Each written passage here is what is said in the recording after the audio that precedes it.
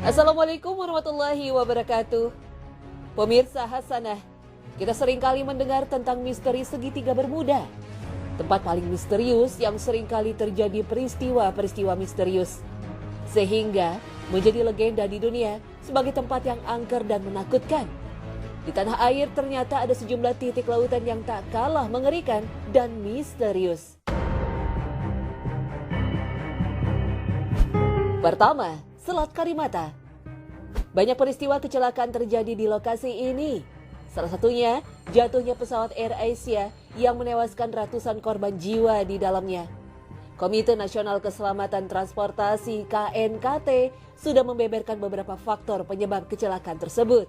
Namun tak sedikit orang juga percaya jika hal mistis ikut juga berperan dalam jatuhnya pesawat.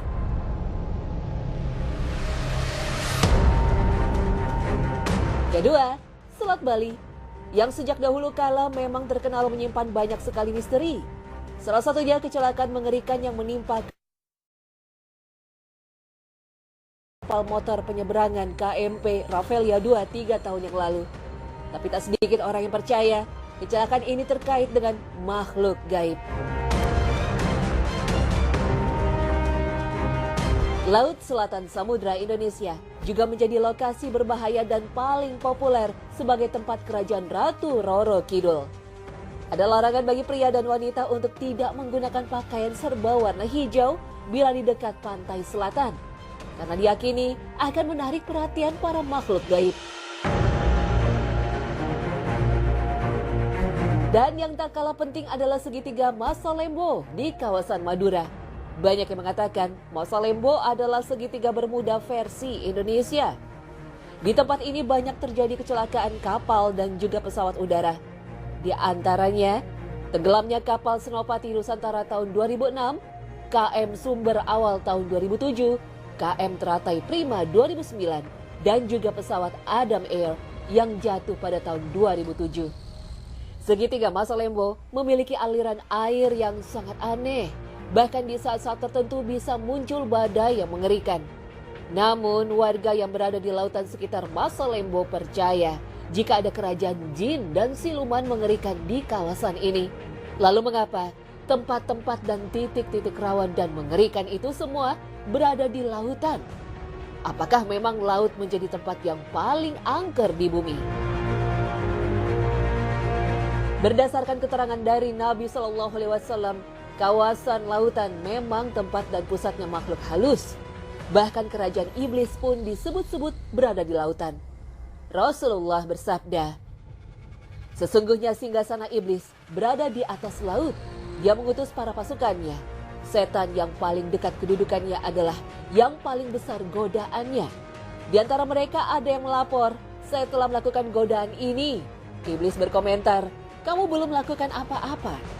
Datang yang lain melaporkan, 'Saya menggoda seseorang, sehingga ketika saya meninggalkannya, dia telah berpisah talak dengan istrinya.'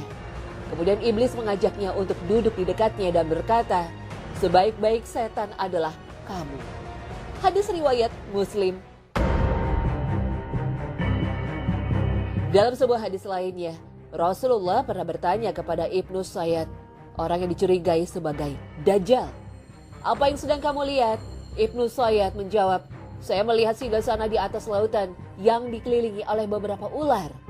Rasulullah pun membantahnya, "Sesungguhnya ia telah melihat kerajaan iblis." Hadis riwayat Ahmad.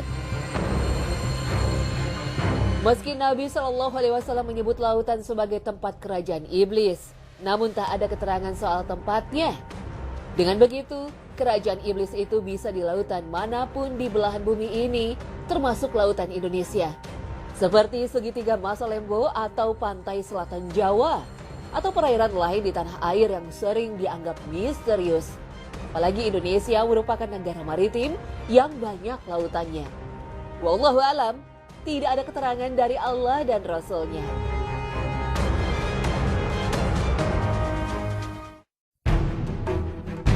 Meski lautan adalah merupakan tempat pusat berdiamnya jin, bukan berarti lautan harus dijauhi oleh manusia.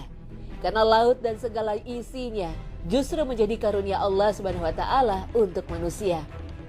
Misteri kehidupan di bawah permukaan laut masih banyak yang belum tersingkap oleh pengetahuan dan nalar manusia.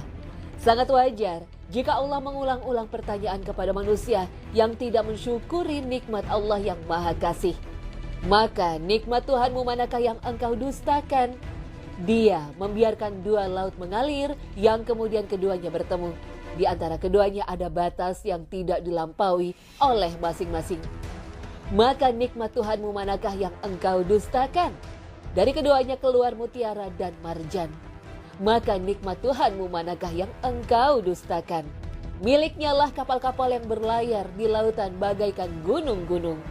Maka nikmat Tuhanmu manakah yang engkau dustakan? Quran Surah Ar-Rahman ayat 18 hingga 25.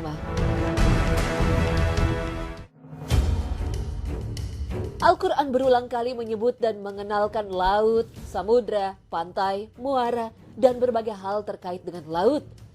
Sangat menakjubkan bahwa Al-Quran berbicara banyak tentang laut. Padahal kitab suci ini diturunkan di wilayah padang pasir. Bahkan tidak ada satupun riwayat yang menyatakan adanya ayat yang diturunkan di tengah samudra. Walau demikian, Al-Quran begitu jelas menerangkan keterkaitan antara kehidupan manusia dengan eksistensi laut. Hal ini menunjukkan betapa pentingnya laut dalam kehidupan manusia. Bukan sekedar menunjukkan kekuasaan Allah, namun laut memberikan manfaat yang luar biasa bagi kehidupan manusia. Mulai dari fungsi prasarana transportasi, wisata bahari, penyedia sumber protein, sumber energi pembangkit listrik, dan energi, penyedia komoditas yang bisa diperoleh dari laut, bahkan menjadi media inspirasi dalam banyak hal. Wallahu a'lam.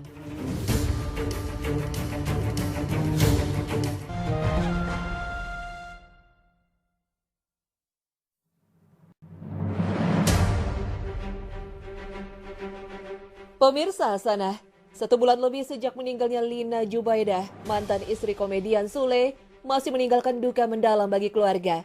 Prosesi pemakaman dan berujung otopsi dilakukan karena kecurigaan sang anak akan kematian yang dianggap tidak wajar. Baru-baru ini suami mendiang Lina Jubaidah, Teddy Padriana, memiliki permintaan pada penyanyi Rizky Febian. Teddy mengaku mendapatkan amanah mendiang sang istri lewat suatu mimpi yang dialami oleh seorang penggali kubur mendiang Lina. Teddy mengatakan bahwa amanah yang dimaksud adalah agar Rizky beserta anak Lina lainnya disuruh untuk mendoakan mendiang Lina. Dan Teddy menyarankan Rizky untuk meminta maaf kepada mendiang ibunya. Apalagi menurutnya, proses otopsi merupakan hal yang sangat mengerikan bagi jenazah sang istri. Bukan hanya Teddy yang mengaku pernah bermimpi didatangi Lina. Rizky Febian, anak Lina, juga mengalami hal serupa. Bedanya menurut Rizky Febian, ibunya yang mendatanginya lewat mimpi dengan pesan meminta tolong kepada anak pertamanya tersebut. Mimpi itu pun dialami Rizky 4 hari setelah kepergian ibunya. Lantas, benarkah seseorang yang sudah meninggal dunia bisa menitipkan pesan kepada kita yang masih hidup? Benar tidaknya pengakuan Teddy tentang pesan Lina melalui mimpi ini tidak diketahui dengan pasti kebenarannya. Tentu hanya yang bersangkutan dan Allah saja yang tahu. Namun begitu, dalam agama, memang orang yang telah meninggal dunia bisa saja menemui orang hidup melalui mimpi. Bahkan bisa menyampaikan pesan agar dilaksanakan. Kejadian seperti itu pernah dialami seorang sahabat yang dijamin masuk surga, Sabit bin Qais radhiyallahu anhu. Peristiwa ini terjadi ketika perang Yamamah melawan Nabi palsu Musailamah Al-Kadzab di zaman Khalifah Abu Bakar radhiyallahu anhu. Dalam peperangan itu, Sabit termasuk sahabat yang mati syahid. Ketika itu, Sabit memakai baju besi yang cukup bernilai harganya. Sampai akhirnya lewatlah seseorang dan menemukan jasad Sabit. Orang ini mengambil baju besi Sabit dan membawanya pulang. Setelah peristiwa ini, ada salah seorang mukmin bermimpi dia didatangi Sabit bin Qais. Dalam mimpinya, Sabit berpesan dan berwasiat, "Saya wasiatkan kepada kamu dan jangan kamu katakan ini hanya mimpi kalut, kemudian kamu tidak mempedulikannya. Ketika saya mati, ada seseorang yang melewati jenazahku dan mengambil baju besiku, tinggalnya di paling pojok sana. Di kebahnya ada kuda yang dia gunakan membantu kegiatannya. Dia meletakkan wadah di atas baju besiku dan di atasnya ada pelana. Datangi Khalid bin Walid, minta beliau untuk menugaskan orang agar mengambil baju besiku. Dan jika kamu bertemu Khalifah Rasulullah SAW, yaitu Abu Bakar, sampaikan bahwa saya punya tanggungan utang sekian dan punya piutang macet sekian. Sementara budaku Fulan statusnya merdeka. Sekali lagi, jangan kamu katakan ini hanya mimpi kalut, kemudian kamu tidak mempedulikannya. Setelah bangun, orang ini pun menemui Khalid bin Walid radhiyallahu anhu dan menyampaikan kisah mimpinya bertemu Sabit. Sang panglima Khalid bin Walid mengutus beberapa orang untuk mengambil baju besi itu. Dia memperhatikan kemah yang paling ujung, ternyata ada seekor kuda yang disiapkan. Mereka melihat isi kemah, ternyata tidak ada orangnya. Mereka pun masuk dan langsung menggeser pelana. Ternyata di bawahnya ada wadah. Kemudian mereka mengangkat wadah itu, ketemulah baju besi tersebut. Mereka pun membawa baju besi itu menghadap Khalid bin Walid. Setelah sampai Madinah, orang itu menyampaikan mimpinya kepada Khalifah Abu Bakar Ash-Shiddiq radhiyallahu anhu dan beliau membolehkan untuk melaksanakan wasiat Sabit. Para sahabat mengatakan, kami tidak pernah mengetahui ada seorang pun yang wasiat yang dilaksanakan, padahal baru disampaikan setelah orang yang meninggal selain wasiat Sabit bin Qais. Hadis riwayat Al-Baihaqi. Kasus semacam ini juga terjadi pada beberapa ulama. Kisah-kisah mereka banyak disebutkan Ibnul Qayyim dalam bukunya Ar-Ruh. Ini semua menunjukkan bahwa roh orang yang hidup bisa bertemu dengan roh orang yang telah meninggal dalam mimpi. Hal ini berdasarkan firman Allah SWT.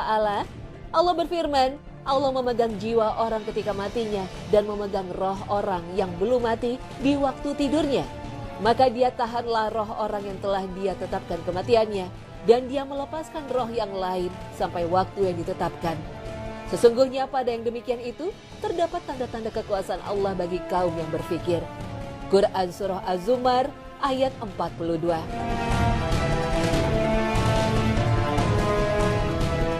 Salah satu penafsiran ayat ini adalah bahwa roh orang yang ditahan adalah roh orang yang sudah meninggal sehingga dia tidak bisa kembali ke jasadnya di dunia. Sedangkan roh orang yang dilepas adalah ruh orang yang tidur. Menafsirkan ayat ini, Ibnu Abbas menjelaskan, sesungguhnya roh orang yang hidup dan roh orang mati bertemu dalam mimpi. Mereka saling mengenal sesuai yang Allah kehendaki. Ketika masing-masing hendak kembali ke jasadnya, Allah menahan roh orang yang sudah mati di sisinya. Dan Allah melepaskan roh orang yang masih hidup ke jasadnya. Wallahu a'lam.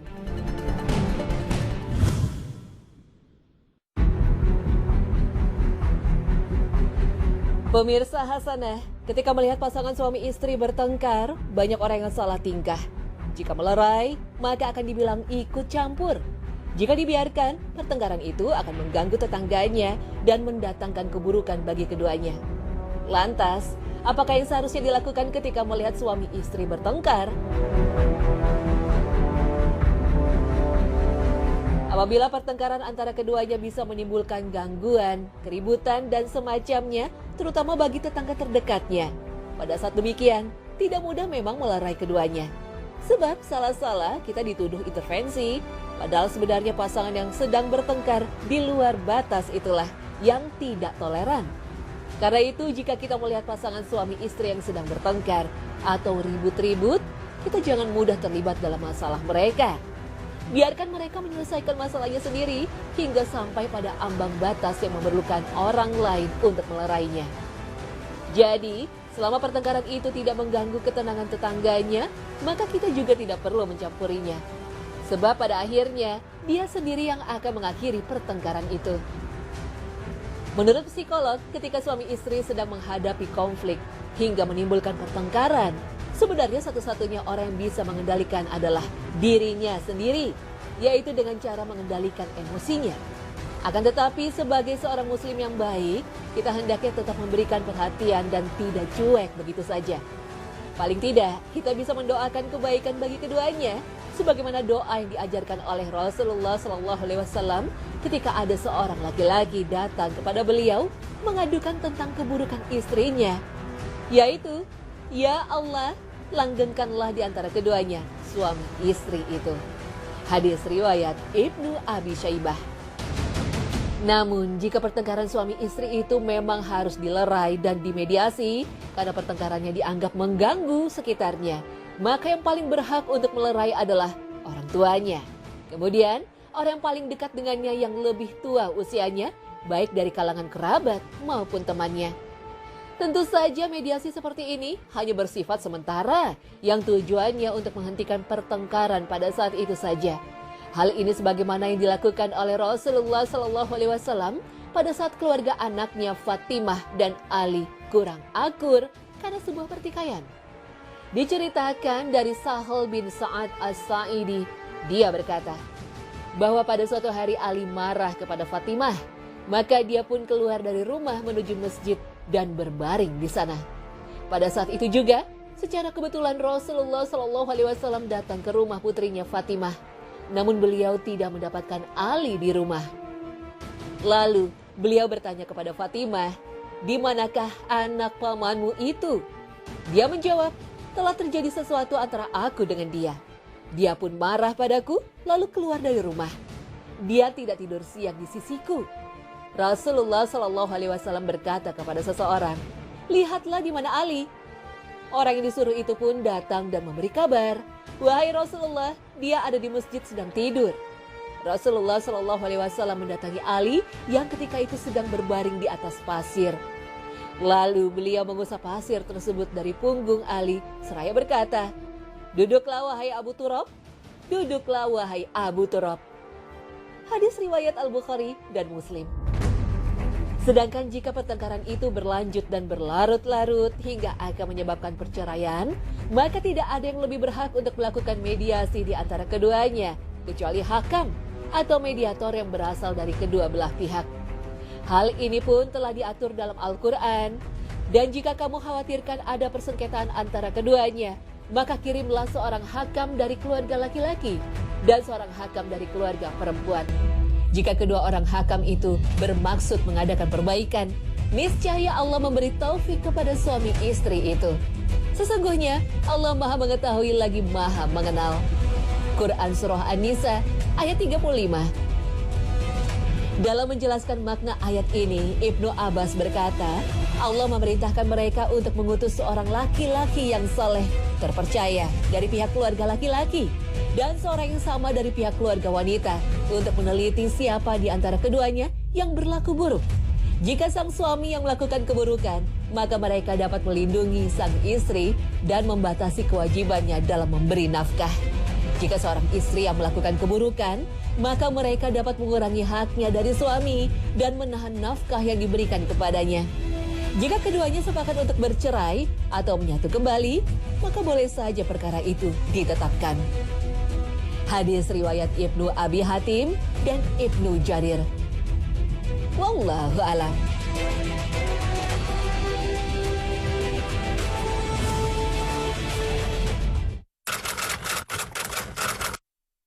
Kalau aku sih dari image-nya aku sih paling kalau bidadari itu ya, kalau menurut aku tuh kayak rambutnya panjang, putih, hidungnya mancung, dan itu juga kan dari ayat itu kan dijelasin bidadari itu pas di surga kita tuh banyak, nggak mungkin satu dan banyak, dan di situ juga kan pas kalau kita udah berumah tangga pasti istri kita juga insya Allah di surga juga dan segala macam. Dan mungkin kalau dari aku sih itu sih bidadari tuh kayak rambutnya panjang, hidungnya mancung, putih gitu sih.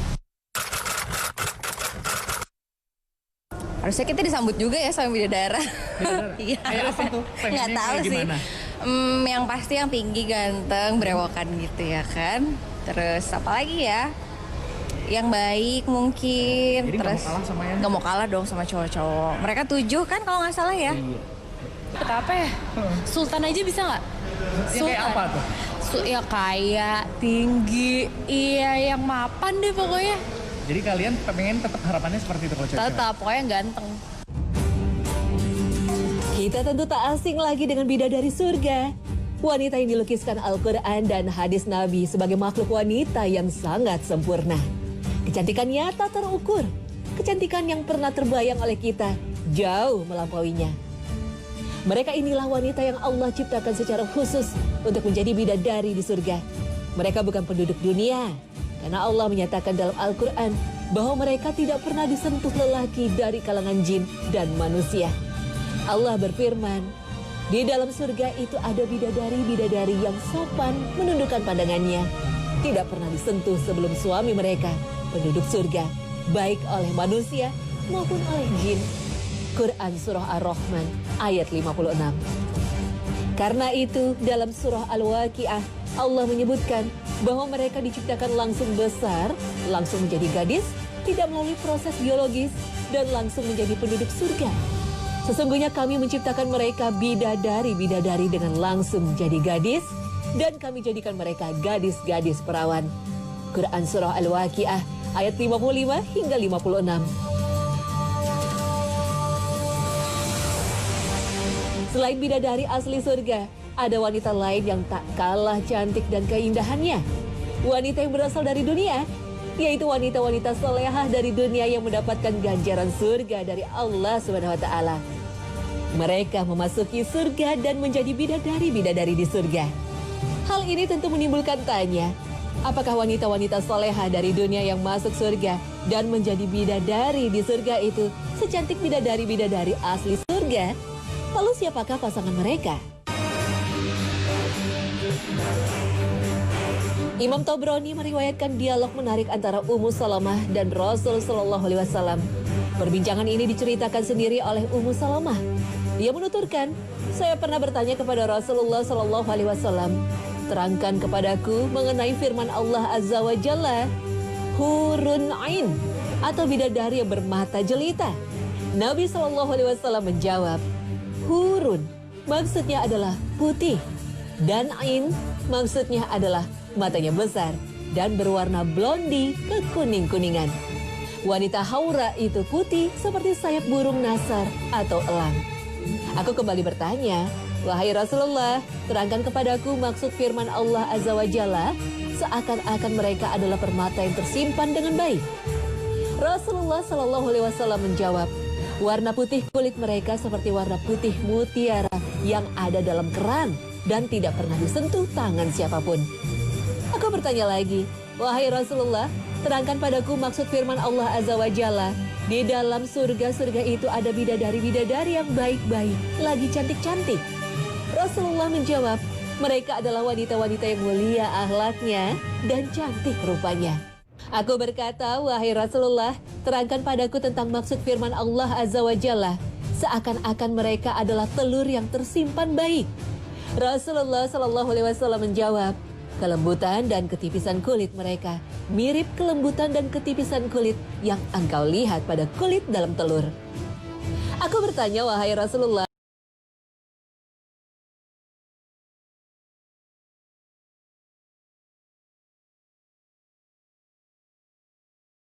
yang tertahan di dunia dalam keadaan apa yang menyebabkan wanita-wanita dunia lebih baik ketimbang bidadari-bidadari yang bermata jelita?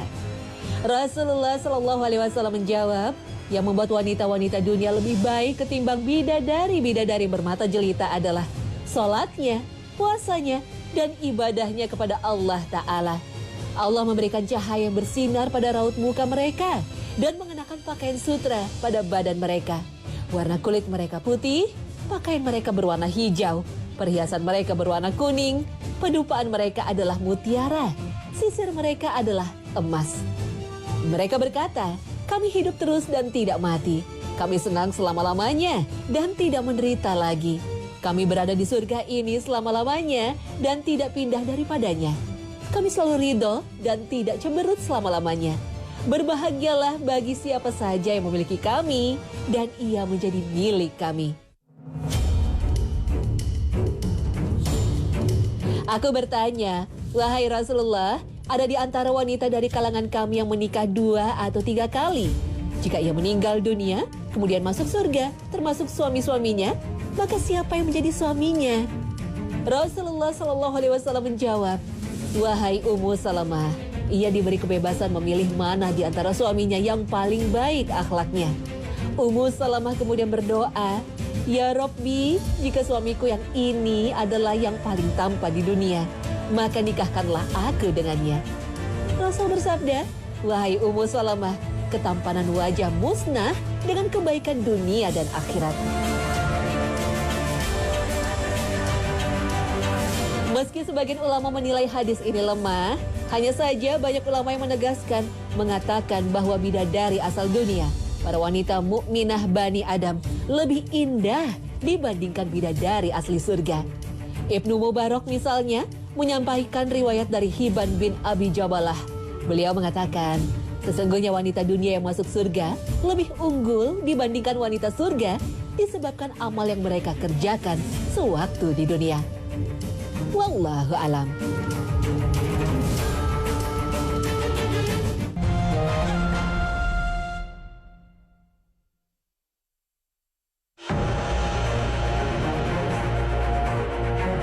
Pemirsa sana, masyarakat meyakini salah satu amalan yang dapat membuka rezeki adalah dengan memperbanyak sedekah. Sehingga tidak sedikit orang mengeluarkan sedekah, tapi motifnya ingin hartanya semakin bertambah. Lalu, apakah sedekah dengan tujuan agar menjadi kaya atau rezeki bertambah dibenarkan dalam syariat Islam? Bagaimana seharusnya? Biasanya sih karena pengen berbagi aja ya, bantu keperluannya untuk apa kayak gitu. Terus juga ya berharapnya sih semoga Allah juga gantiin rezekinya gitu loh. Ya jadi lancar kayak gitu sih kurang lebih. Kalau sering nggak gimana ya, kalau untuk bersedekah kan kita dari niatnya ya. Paling nggak sebulan adalah berapa kali. Di mana tuh biasanya? Aku bisa langsung transfer ke yang donasi online atau zakat online sih kayak gitu. Nah, iya sih. Sedekah niat saya adalah sebagai tabungan di akhirat sih, Mas. Sebisa mungkin, sesering mungkin sih harusnya. Kalau kita dapat rezeki ya kita harus ngasih gitu. Niatnya berbagi, terus rezeki kita, harta kita itu kan juga sebenarnya milik mereka gitu kan. Cuman dititipinnya ke kita yang mampu. Jadi kita harus berbagi ke mereka kalau kita memang dikasih rezeki lebih gitu. Memang benar bahwa Allah menjanjikan rezeki pengganti bagi siapa saja mengeluarkan infak dan sedekah. Sebagaimana tertera dalam firman-Nya, katakanlah, sesungguhnya Tuhanku melapangkan rezeki bagi siapa yang dikehendakinya di antara hamba-hambanya dan menyempitkan bagi siapa yang dikehendakinya. Dan barang apa saja yang kamu nafkahkan, maka Allah akan menggantinya dan dialah pemberi rezeki yang sebaik-baiknya.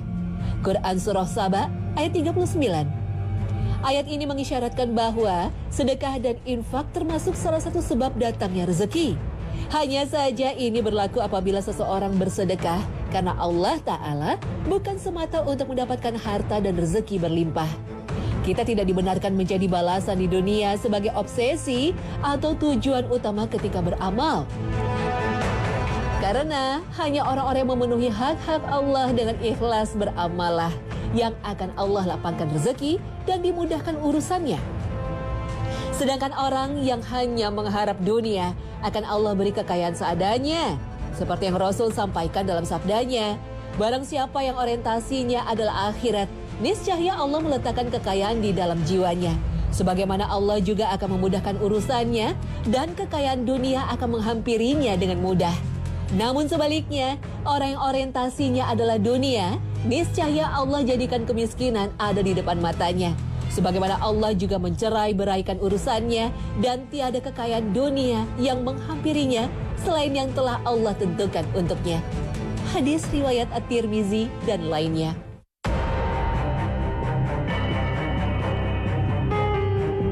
Artinya, nikmat akhirat harus menjadi tujuan utama dan motivasi terbesar bagi umat Islam untuk mengerjakan berbagai amal kebaikan, termasuk bersedekah.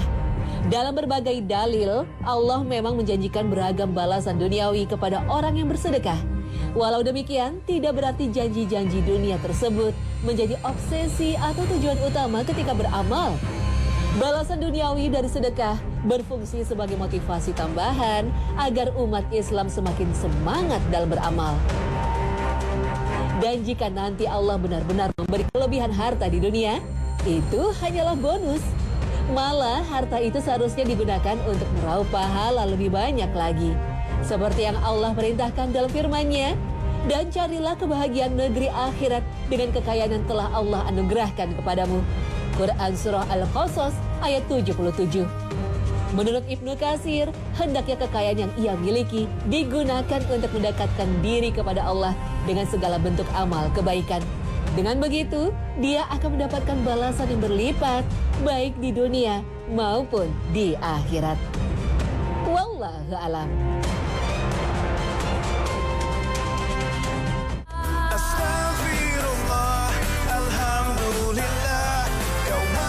Nah pemirsa, sampai di sini akhir perjumpaan kita hari ini. Semoga Allah Subhanahu wa taala senantiasa memberikan hidayah dan taufiknya kepada kita. Amin ya rabbal alamin. Terima kasih atas perhatian Anda. Wassalamualaikum warahmatullahi wabarakatuh.